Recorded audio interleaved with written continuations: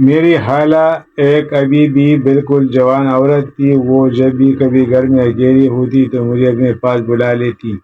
میں بھی مجبور ہو کر ان کے پاس چلا جاتا اور کچھ حسین لمحے ان کے ساتھ گزارتا۔ مجھے خالہ کے ساتھ رہتے ہوئے کافی عرصہ گزر گیا تھا، اس لیے اب وہ مجھے ذرا بھی پردہ نہیں کرتی تھی۔ ایک دن خالہ گھر پر اکیلی تھی جب اس نے اپنے قریب کیا اور ایک دم مجھ سے چومنے لگی۔ میری خالہ بہت زیادہ خوبصورت تھی، ایسا لگتا ہی نہیں تھا کہ وہ ایک شادی شدہ عورت ہے۔ اس وقت میں اپنے خالو نعیم کے گھر میں رہنے آیا تھا، کیونکہ امی ابو دونوں سعودیہ جا رہے تھے۔ روانگی سے قبل جب چھوٹے خالو ابو سے ملنے اور مبارکباد دینے آئے تو انہوں نے ابو سے جاتے ہوئے کہا کہ آصف کو ہمارے گھر چھوڑ جائے۔ ابو نے انہیں کافی منع کیا کہ اب آصف بڑا ہو گیا اور اپنا خیال رکھ سکتا ہے، لیکن وہ نہیں مانے۔ انہوں نے ابو کو راضی کر ہی لیا اور میری دلی خواہش پوری ہو گئی۔ خالہ زنیرہ کی شادی میرے خالو سے کوئی 12 سال پہلے ہوئی تھی۔ میں اس وقت 8 سال کا تھا، مگر اس وقت خالہ کو دیکھ کر مجھے بہت اچھا لگتا تھا، کیونکہ وہ نہ صرف خوبصورت تھی بلکہ دھیمے لہجے والی اور دلکش رنگت اور جسم کی مالک تھی۔ خالو اور خالہ کی جوڑی مثالی سمجھی جاتی تھی، پر ابھی تک وہ دونوں اولاد کی نعمت سے محروم تھے، اور شاید وہ دونوں اسے اپنی قسمت کا لکھا سمجھ کر صبر کر بیٹھے تھے۔ خالہ اور خالو کا پیار بہت زیادہ تھا، اور میرا اندازہ تھا کہ خالو نے ان کے ساتھ کوئی رات بھی ضائع نہیں کی ہوگی، کیونکہ شادی کے بعد خالہ کا بدن انتہائی دلکش جان لیوا ہو گیا تھا۔ صورت تو پہلے ہی لاجواب تھی، مگر اب جسم کا ہر حصہ اپنی طرف کھینچتا محسوس ہوتا تھا۔ اس وقت جب خالہ گھر کی صفائی کر رہی تھی اور میں ٹی وی دیکھ رہا تھا، تب خالہ نے مجھ سے پوچھا، آصف بیٹا کیا آج تم نے کالج نہیں جانا؟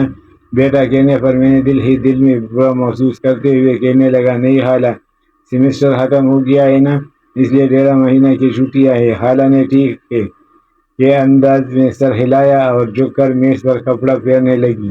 خالہ کے واضح نظر آنے لگے۔ یہ دل چھو لینے والا منظر دیکھ کر مجھے کچھ سمجھ نہیں آ رہا تھا کہ کیا کروں اور کیا نہ کروں۔ مجھے خالہ کے گھر آئے اب تک 2 دن گزر چکے تھے۔ رات کو کھانے کے میز پر خالو نے خالہ اور مجھ سے کہا کہ انہیں 20 دن کے لیے لاہور جانا ہے۔ اگر انہیں زیادہ دنوں کے لیے باہر جانا ہوتا تو وہ خالہ کو ساتھ لے جاتے۔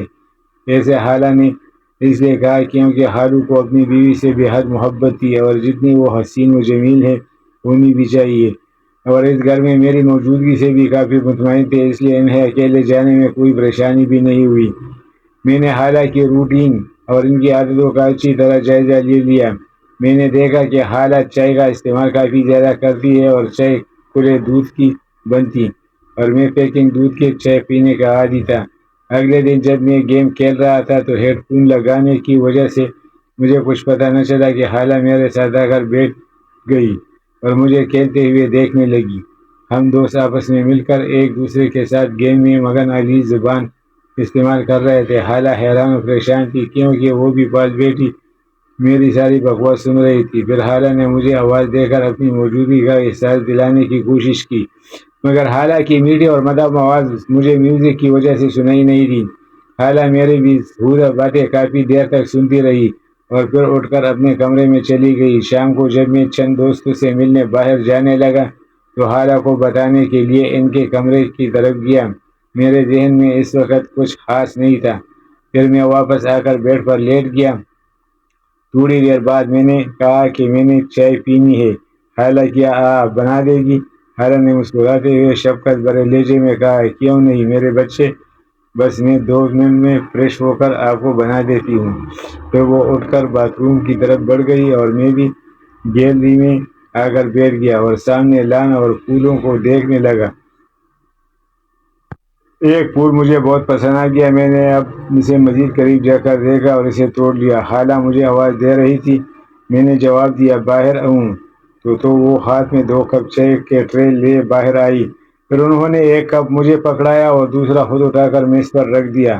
میں نے وہ پھولوں جو ہاتھ میں پکڑا ہوا تھا بے ساختہ اپنی پھولوں جیسے چہرے والی خالہ کی طرف بڑھا دیا۔ خالہ نے مسکرا کر پھول میرے ہاتھ سے پکڑا اور شکریہ میرے بچے کہا۔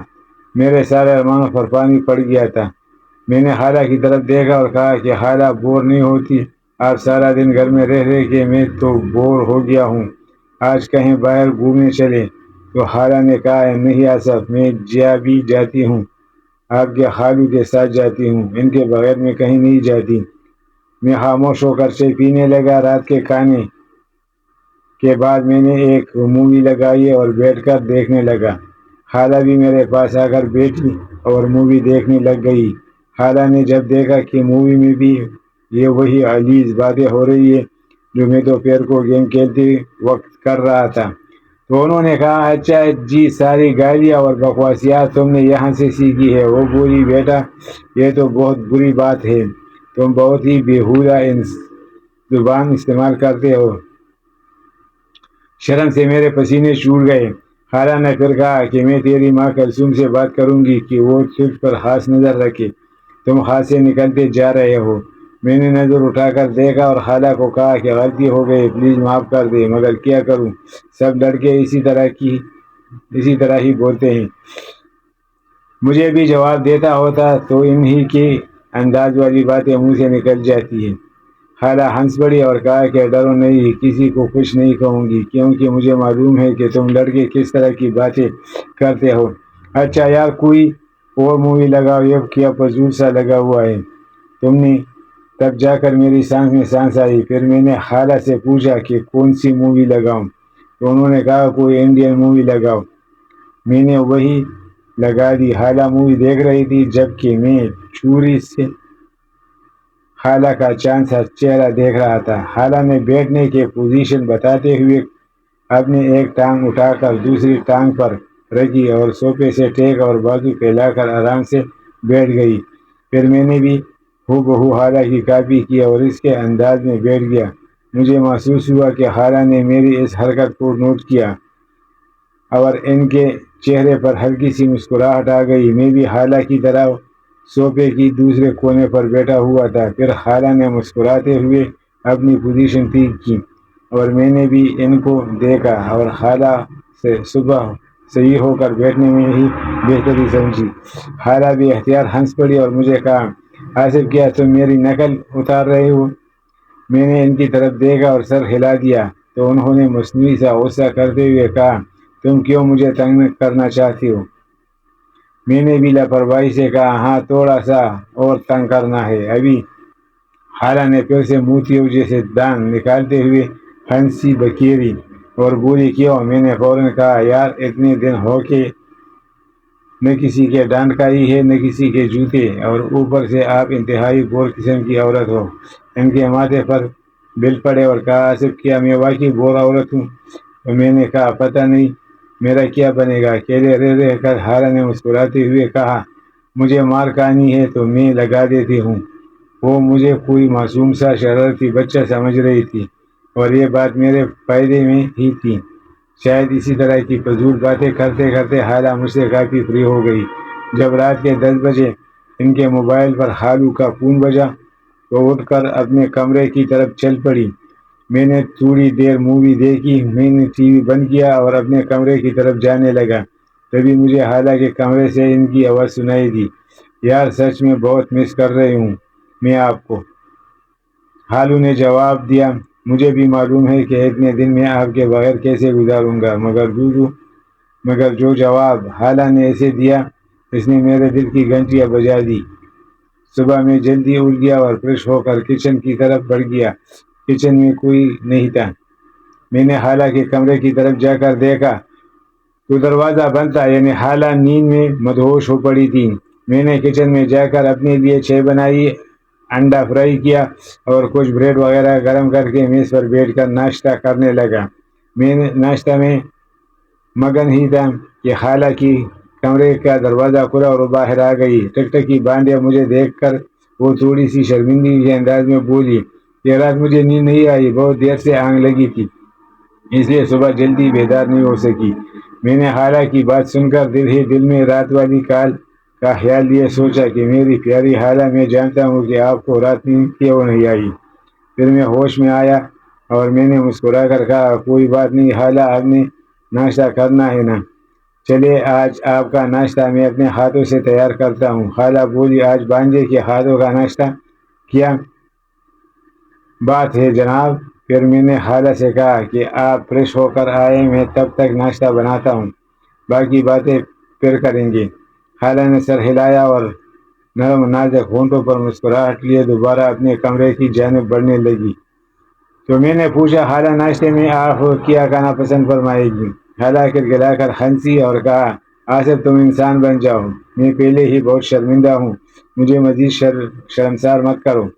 میں نے کہا، سر جھکاتے ہوئے کہا، خالہ جی جیسے آپ کو ٹھیک لگے۔ پھر جب میں کچن کی طرف مڑنے لگا تو خالہ نے مجھے آنکھ بھرے کے دیکھا اور وہیں کرسی پر بیٹھ گئی۔ وہ مجھے کچن میں کام کرتا ہوا کافی دیر تک نظریں لگائے دیکھتی رہی۔ پھر جب ناشتہ تیار ہو گیا تو میں ان کی کرسی کے سامنے کھڑا ہوا اور مشیر کے انداز میں جھک کر خالہ کے آگے رکھی میز پر ناشتے والی ٹرے رکھ دی۔ خالہ میری شرارت بھری حرکتوں کو بڑے پیار سے دیکھتے ہوئے مسکرا رہی تھی۔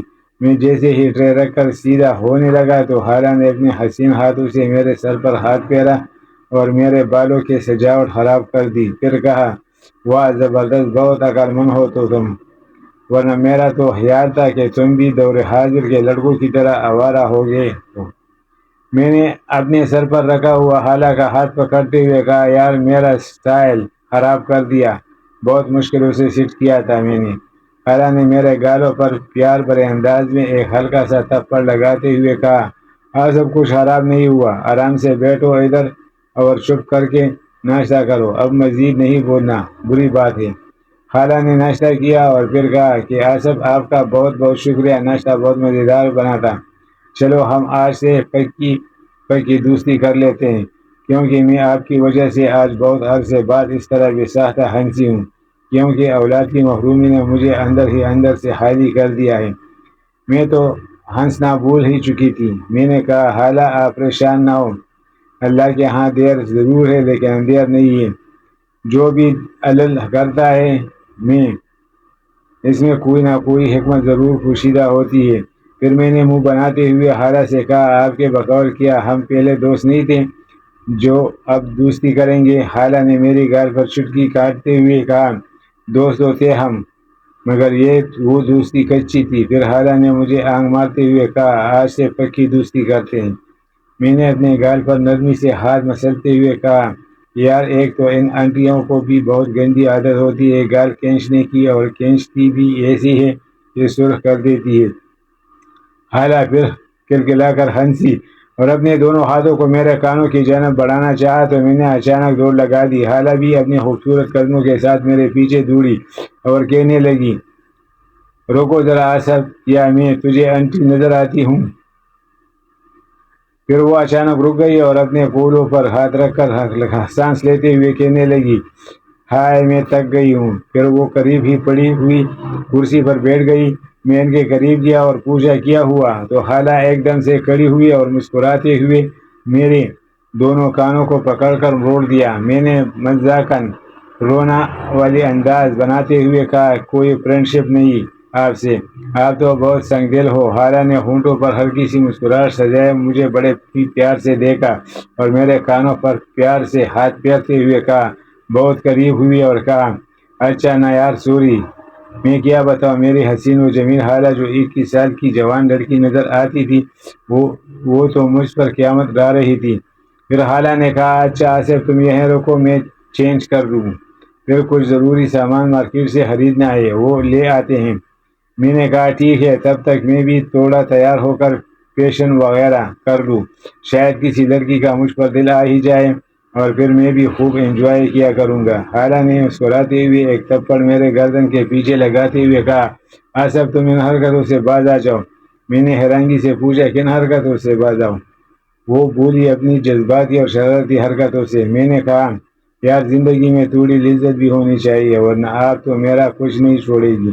پہلے تو خالہ کو میرے بات کی کچھ سمجھ نہ آئی، لیکن جب سمجھ آئی تو وہ پاؤں سے جوتی اتار کر پکڑتے ہوئے بولی، آصف تم کتنے بدتمیز ہو کہ شرم کرو۔ میں مسکراتا ہوا روم میں چلا گیا۔ جب تھوڑی دیر بعد باہر نکلا تو صوفے پر بیٹھ کر ٹی وی پر نظریں جما لی۔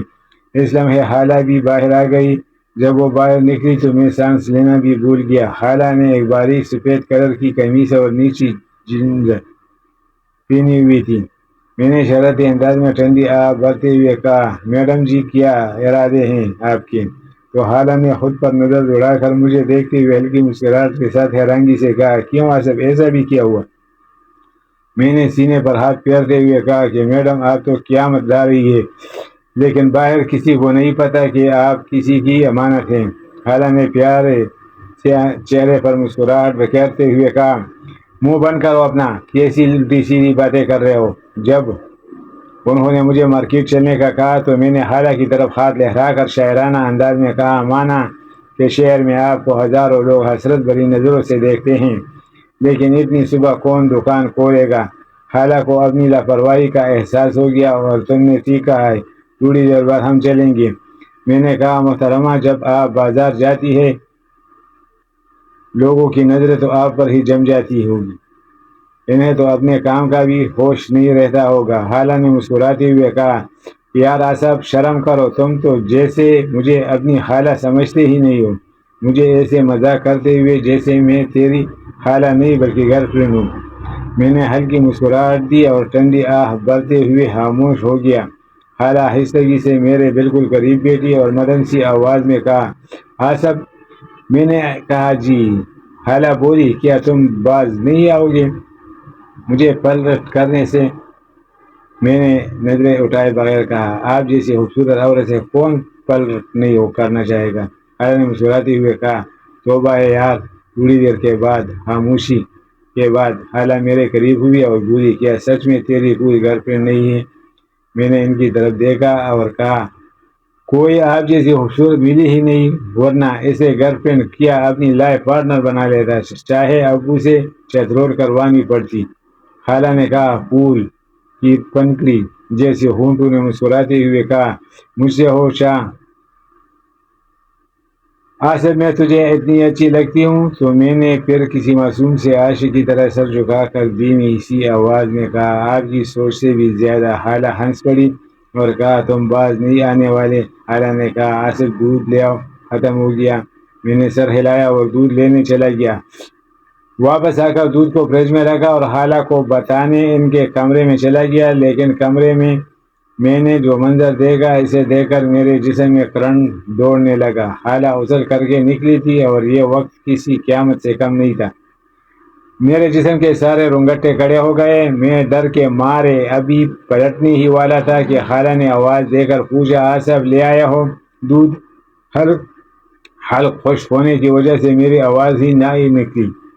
میں نے سر ہلایا تو خالہ آہستہ آہستہ قدموں سے چلتی ہوئی میری جانب بڑھی اور میری چوڑی کے نیچے ہاتھ رکھ کر کہا، کیا ہوا؟ میں نے چہرے اوپر اٹھایا اور ان کی آنکھوں میں دیکھتے ہوئے کہا، کچھ نہیں بولا۔ خالہ نے میری آنکھوں میں ڈوب کر پوچھا، آصف سچ سچ بتاؤ، میرا اس طرح تمہارے سامنے آنا تجھے اچھا لگا ہے؟ میں نے دوبارہ سر جھکا کر کہا، اگر آپ کو فیل ہو رہا ہے کہ میں آپ کی طرف اٹریکٹ ہو رہا ہوں تو آپ غلط فہمی کا شکار ہے۔ میں مانتا ہوں کہ آپ کا خوبصورت بدن اور کسی کو اپنی طرف زبردستی کھینچ سکتے ہیں، لیکن صرف وقتی طور پر اتنا کافی نہیں۔ خالہ نے ایک لمبا سانس لیا اور مجھے اس طرح دیکھا جیسے میں دیوانہ ہوں۔ خالہ، میں ایسا ہرگز نہیں چاہتا کہ کچھ دیر کے لیے یا کچھ دنوں کے لیے تو آپ کو حاصل کر لوں اور پھر ساری زندگی آپ سے نظریں نہ ملا پاؤں اور پھر آپ کا دیدار کرنے سے بھی محروم ہو جاؤں۔ خالہ کو خود پر کنٹرول کرنا مشکل ہو رہا تھا۔ وہ ایک سائڈ پر بیٹھ گئی اور مجھے بھی اپنے قریب آنے کا کہا۔ میں اٹھ کر ان کے پاس بیٹھ گیا۔ انہوں نے میری کمر پر بازو ڈال کر مجھے بالکل اپنے ساتھ چپکا کر بٹھا لیا، پھر میرے ایک ہاتھ کو اپنے دونوں ہاتھوں میں جکڑ کر کہا، آصف آپ بھی تو یہی چاہتے ہیں؟ اب پلیز میرے صبر کا امتحان نہ لو، وہ وقتی طور پر ہی صحیح، لیکن جو مل جائے اس پر شکر کرنا چاہیے۔ کب تک تم یوں خود کو ترساتے ہوگی؟ ہو سکتا ہے آپ کی وجہ سے ہی میرے گود ہری ہو جائے۔ میں اتنے دنوں سے جس کو حاصل کرنے کے لیے پاگل ہوتا جا رہا تھا، ایسے ہی پتا ہوا چھوڑ کر میں وہاں سے بھاگا اور سکون سے اپنے کمرے میں واپس آ گیا۔ تبھی مجھے سننے میں آیا کہ خالہ اندر رو رہی تھی اور